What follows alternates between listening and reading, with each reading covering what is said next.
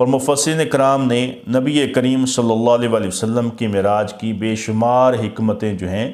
وہ بیان کی ہیں کہ آپ کو معراج کیوں کروائی گئی۔ تو اللہ تعالیٰ کے ہر کام میں حکمت ہوتی ہے، تو اللہ تعالیٰ نے اپنے محبوب پاک صاحب الولاق صلی اللہ علیہ وآلہ وسلم کو معراج کروایا، اور اس میں بہت سی حکمت فوائد ہیں، اور جن میں سے انشاءاللہ چند جو حکمتیں ہیں وہ ہم آپ کے سامنے پیش کریں گے۔ اب تک حضور نبی اکرم صلی اللہ علیہ وآلہ وسلم پر نزول وحی ہوتا رہا، جس کے ذریعے مرتبہ علم الیقین کی حد تک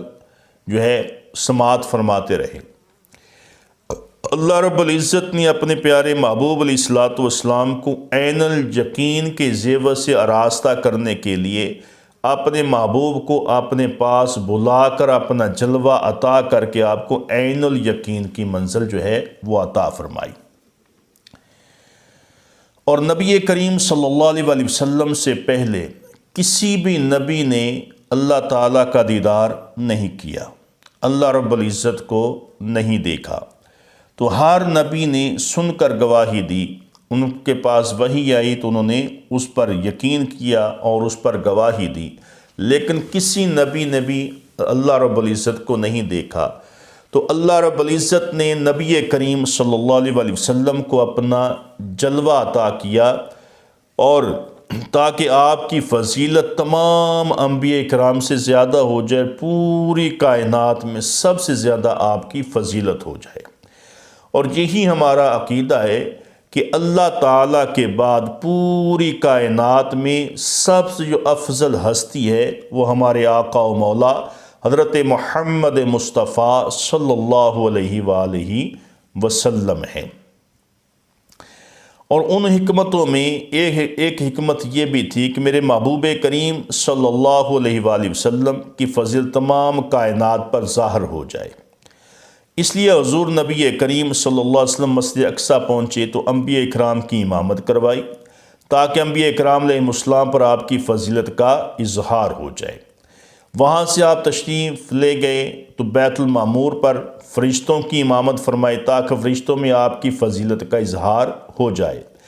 غرض کہ نبی کریم صلی اللہ علیہ وآلہ وسلم جدھر جدھر بھی تشریف لے کے گئے، آپ کا گزر جہاں سے ہوا، وہاں سے آپ کی فضیلت ان پر ظاہر ہو گئی۔ اور جب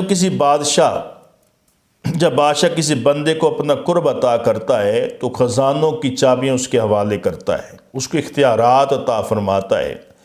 اور تمام خزانوں میں اس کے تصرف میں دیے جاتے ہیں۔ تو اللہ رب العزت نے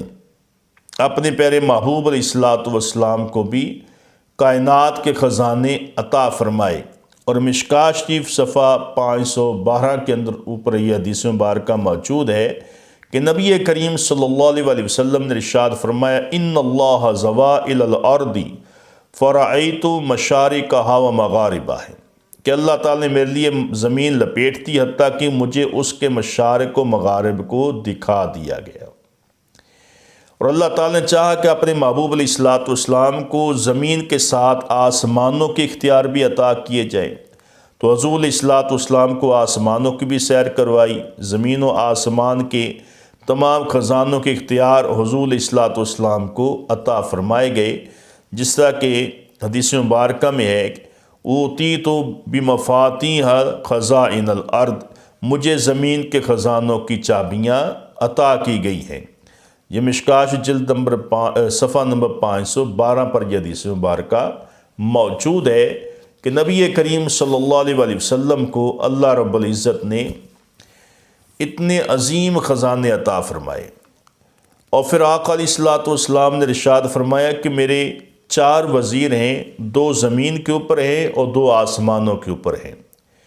تو زمین پر پوچھا گیا حضور کون ہے؟ فرمایا کہ میرے پہلے وزیر حضرت سیدنا ابو بکر صدیق رضی اللہ تعالیٰ عنہ ہیں، اور دوسرے میرے وزیر حضرت سیدنا عمر فاروق رضی اللہ تعالیٰ عنہ ہیں۔ اور آسمانوں کے وزیروں کے بارے میں پوچھا گیا تو آقا علیہ الصلوۃ والسلام نے فرمایا کہ آسمانوں پر میرے پہلے جو وزیر ہیں وہ حضرت سیدنا جبرائیل علیہ السلام ہیں، اور دوسرے جو میرے وزیر ہیں وہ میکائیل علیہ السلام ہیں۔ تو معراج کی رات اللہ رب العزت نے چونکہ زمین پر آپ کی حکومت تھی، آپ زمین پر تشریف فرماتے، فرمایا کہ محبوب اب آسمانوں پر بھی سلطنت تمہاری ہے، کہ آسمانوں پر جو تمہارے دو وزیر ہیں، فرمایا ان کی یہاں بھی آؤ اور جہاں بھی ان کو مشرف فرماؤ، اپنی